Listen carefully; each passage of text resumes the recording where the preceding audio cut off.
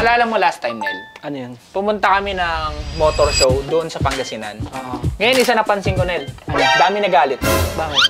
Kasi, yung tinatawag na engine roar, yung mga nagbabombahan ng mga pipe,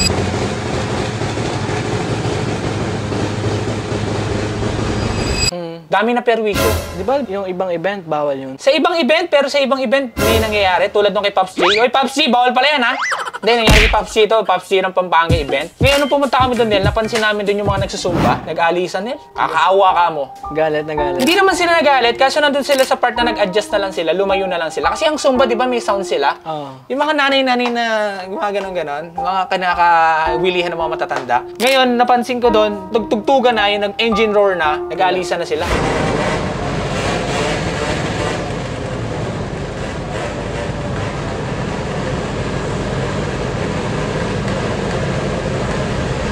Kasi, yun nga, nasasapawan sila ng tunog. Na, yun nga yung mga nagsishow. Kaya sa mga nagsishow, pwede ba tanggalin natin yung engine roar na yan? Tingin mo? Hindi ko masabi. Hindi mo masabi?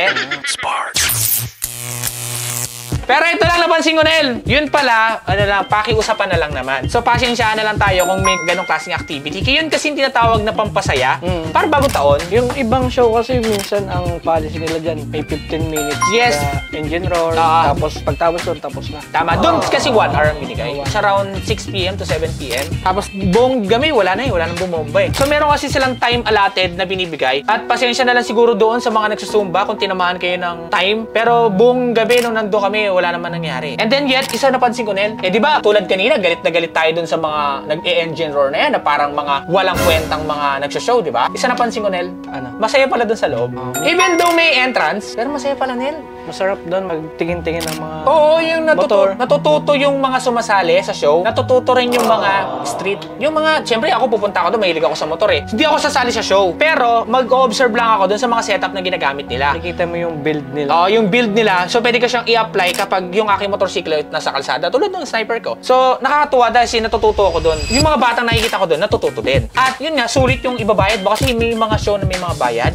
Pero sulit siya. And then, sa napansin ko, Nel, yung tinatawag na brotherhood. Kasi di ba magkakaiba sila ng mga motorsiklo, pero lahat sila nagbabatian at ang sinasabi, it's good, ganda ng build mo. So, in that way, natututo yung mga bata na mag-build ng proper. At the same time, is nagkakaroon sila ng tinatawag na tropahan, na respetuhan sa kung anong setup ang meron sa'yo. Kasi meron dong Malaysian, Indonesian, Thailand, kung ano-ano man concept, may bands. So, anything na concept is nandun. Pero hindi sila nag-aaway-aaway. Nandun sa meron tinatawag tayong judging, pero hindi pa rin sila ganun kahigpit o hindi sila ganun ka parang nag-aaway-aaway. Napakababait at napakaayos.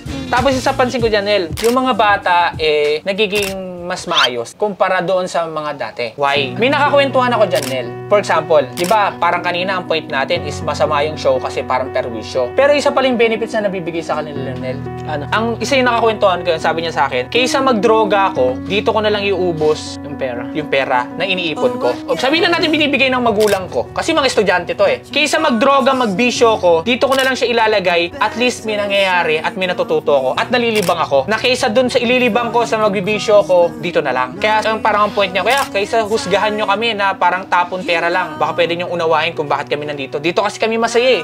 Dito kami nag-e-enjoy eh. Dito namin nauubos yung oras namin na hindi kami nakakaperwisyo ng ibang tao. Hindi kami naggumagamit ng masama. Hindi kami nanggugulo. Nandun lang kami sa kung saan nagagawa namin o na-express namin yung gusto namin. Nandito kami upang makipagkaibigan. Nandito pa kami upang makipagkasiyahan. Diba? Yun nga, especially dun sa mga nagagalit, tulad kanina, please take care na unawain natin kung bakit yung mga kabataan ngayon nawuwili sa ganitong klaseng mga aktibidades. Tulad ng mga show, meron talaga silang tinatawag na kasiyahan na binibuild nila. Na may point nga naman sila. Kaysa magdroga o magbisyo kami, dito na lang namin naubos yung oras namin sa kikipagkapatiran at pag-i-enjoy ng mga luho o mga gusto namin na na-appreciate kami ng mga kapwa namin. Kasi lahat na nandun, di ba? Isa lang mindset. Mapasaya at magpaganda yung mga motorsiklo nila. Kaya sa atin dyan, sa mga individual na tao, tignan po natin yung mga benefits na ibibigay nito sa mga kabataan. Hindi lahat ng mga nakikita natin is negative kagad. Tignan natin yung mga advantages na pwede doon. Kaya sa mga nagsho-show dyan, saludo po kami sa inyo at hoping, yon, maging maayos at maging matino ang mga batang nandito at maging huwaran yung isang example na sinabi ko kanina na kaysa magbisyo ang mga kabataan, mag-show na lang. Mag-setup o mag-build na lang kayo ng gusto ninyo at i-express nyo sa mga show at sa mga tropa ninyo. Di ba, lupit?